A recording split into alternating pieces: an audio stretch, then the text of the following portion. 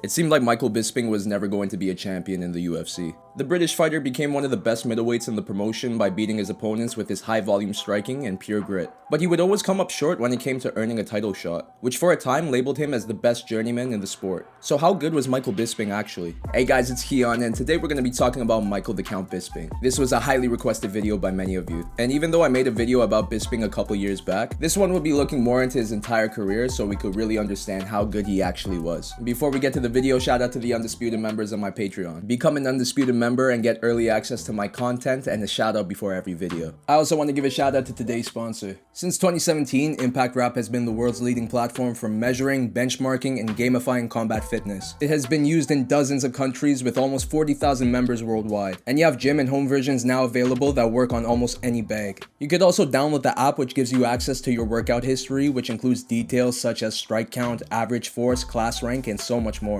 I actually used this product in the last gym that I was training at. The technology is absolutely amazing and it really motivates you to keep up your pace. So if you're looking for the heavy bag fitness tracker, you need to check out Impact Rap because it's motivation you can measure. All the info will be in the description down below. Now let's get to the video. The 25-year-old kickboxer started his MMA career in 2004 where he picked up 2 first-round finishes early against Steve Matthews and John Weir. In July of that year, he fought for the Cage Rage Light Heavyweight Championship against Mark Epstein. The two swung immediately before Epstein tripped Bisping and controlled him there for the remainder of the round. But in the second, Michael came out aggressive and began outstriking Mark, who was beginning to fade. The fight ended with a bunch of punches and knees that forced the ref to step in. Michael Bisping became the Cage Rage Light Heavyweight Champion, and after picking up another win outside of the promotion, he came back to defend his belt in a rematch against Mark Epstein. Although Epstein was battering Michael's front leg with kicks, Bisping pushed through and knocked him out with a right hand in the third round. This win solidified Michael as one of the best light heavyweights in England. The UFC even regarded him as the Great British Hope on their website, and the hope continued when Bisping won belts in both Cage Warriors and FX3. In the FX3 title fight, he beat Alex Cook with a first-round rear naked choke. Michael went back to Cage Warriors to defend his belt against Mika Mehmet.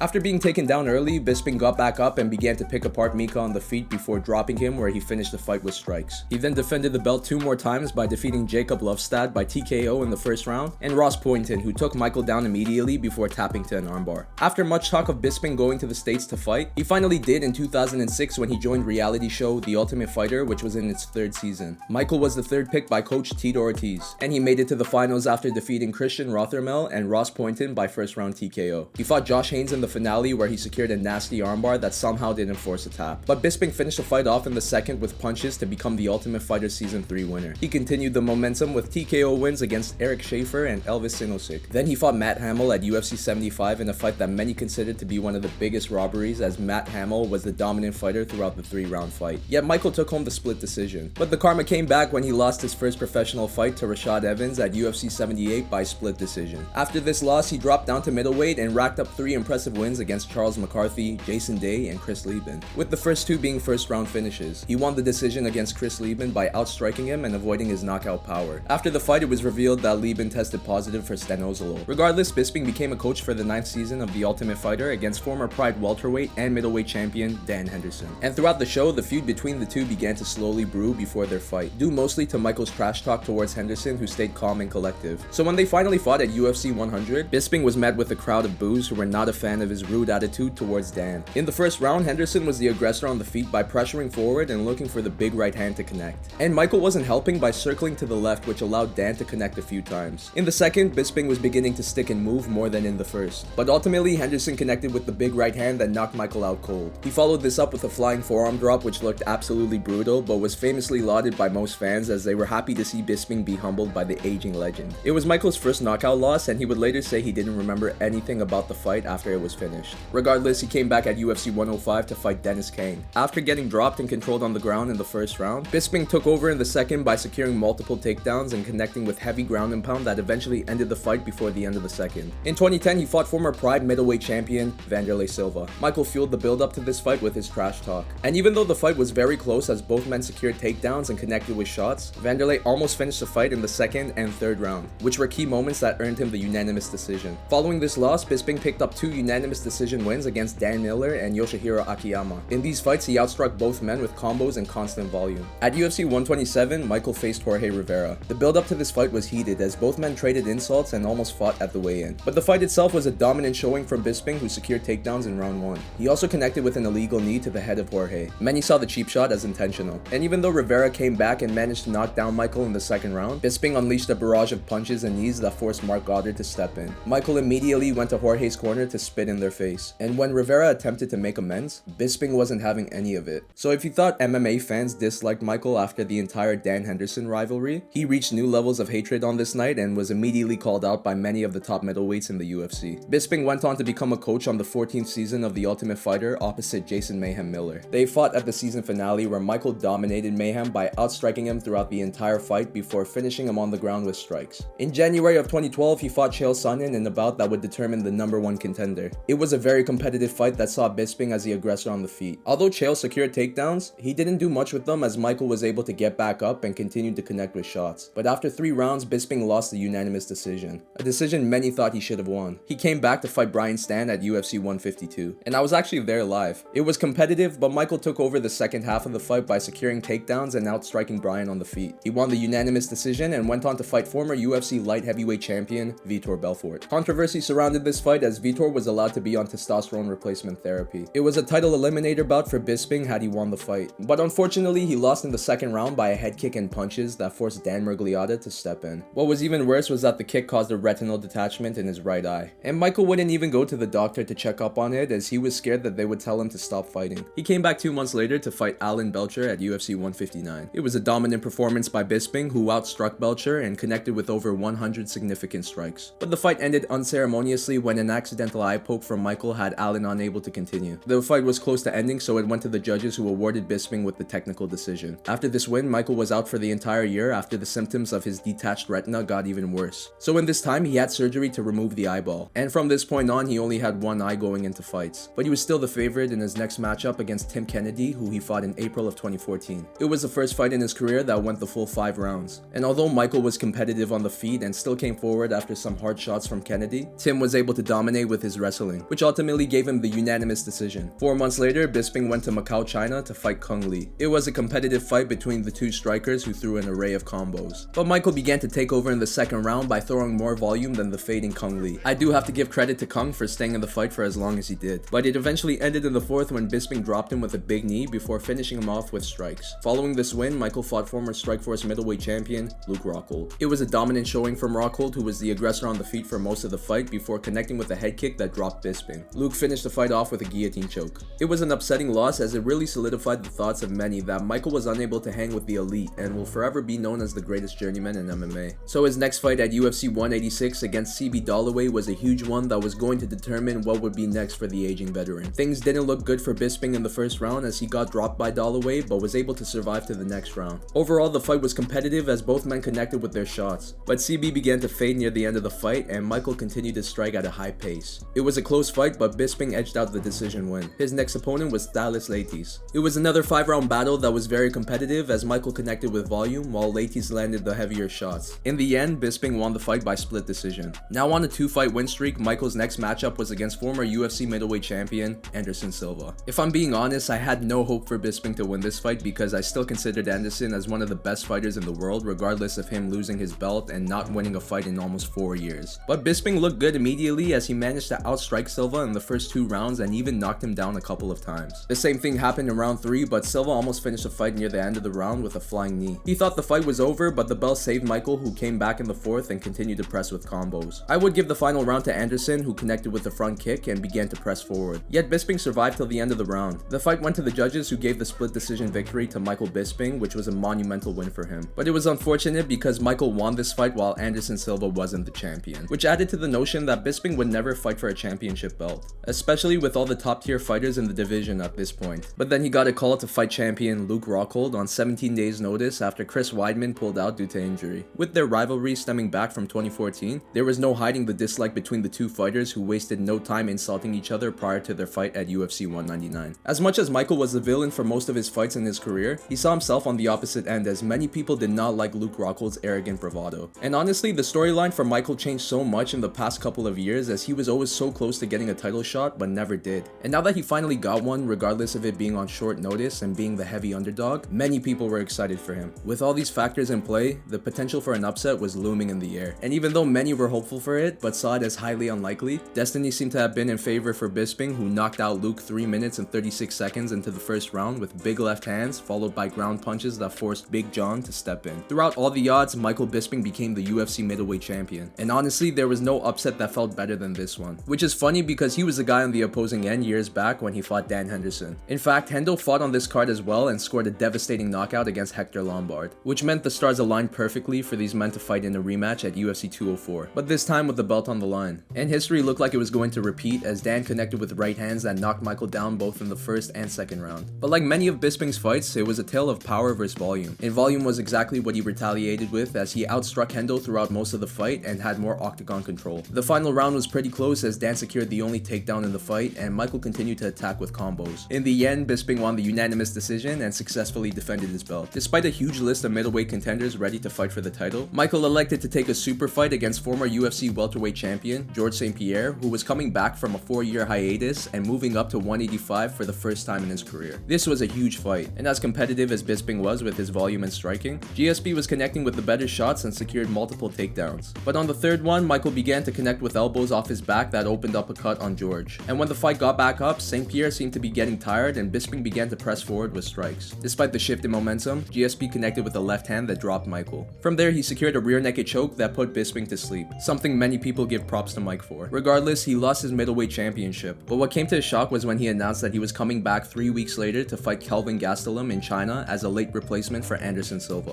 Bisping was looking for a quick bounce back as he was frustrated with his last fight. He also wanted another quick payday, and although he got that, he left China with a loss after Gastelum knocked him out in the first round with a beautiful left hook. This also turned out to be Michael's last fight as he officially announced his retirement from the sport in May of 2018. A lot of his decision has to do with an injury he suffered in his working eye against Kelvin Gastelum. He decided that it wasn't worth to continue, so he called it a career. He has since found success outside of fighting, which includes movie roles, podcasting, and color commentating for UFC fights. In 2019, he was inducted into the UFC Hall of Fame. So after going 30-9 in a career that saw him win the UFC Middleweight Championship, the Ultimate Fighter Season 3, and 3 light heavyweight belts back in the UK, how good was Michael Bisping actually? So there is no doubt as of right now that he is the greatest English MMA fighter of all time. He is the first British fighter to win a UFC championship. But even before winning the title, he found success in the UFC unlike any other fighter from England. In fact, had he never won the belt, his career was already legendary as he remained as a top contender in the middleweight division for his entire UFC career. He was an amazing kickboxer who threw combos at ease, and he threw at a high rate due to his impressive stamina. Bisping also worked hard to break out of the mold of a stereotypical British fighter who only knows how to strike by training on his ground game. He was a difficult fighter to take down, and even on his back, was difficult to control and would usually find a way to his feet. He also improved on his takedowns and offensive ground game, which included fighting Chael Sonnen to a draw in a submission grappling contest. But what tied all of this together was his toughness. He took a lot of damage in many of his fights, and although some of them didn't go his way, there were some that did, and when it happened, you couldn't help yourself from being impressed by how he found the win in such adversity. And that seemed to be the theme of his career. I've never seen a fighter for so long remain as a top contender and not receive a single title shot. In fact, I could see so many fighters give up in a predicament like this, but Michael didn't do that. Even when everyone wrote him off, he still believed his destiny in becoming a UFC champion. And to see it actually happen was one of the most amazing things to witness in MMA. It couldn't have happened to a better person as Bisping truly deserved it after all the setbacks he faced. So my rating for Michael Bisping's career is a 9 out of 10. I would also put him in my top 3 of greatest middleweights of all time as of right now. And it's funny because like many others, there were times in Michael Bisping's career where I absolutely disliked him. But after following him for so many years and seeing him go through the lows before finally winning big, I couldn't help myself from being a fan of the Count. My name is Kiiyon and this is my take on how good Michael Bisping actually was. Do you agree, disagree, or have something else to add? Please put it in the comments down below because I'd love to read it. If you like this video, please give it a thumbs up and subscribe to my channel for more content like this. But that's all I have for now, so I'll see you on my next one.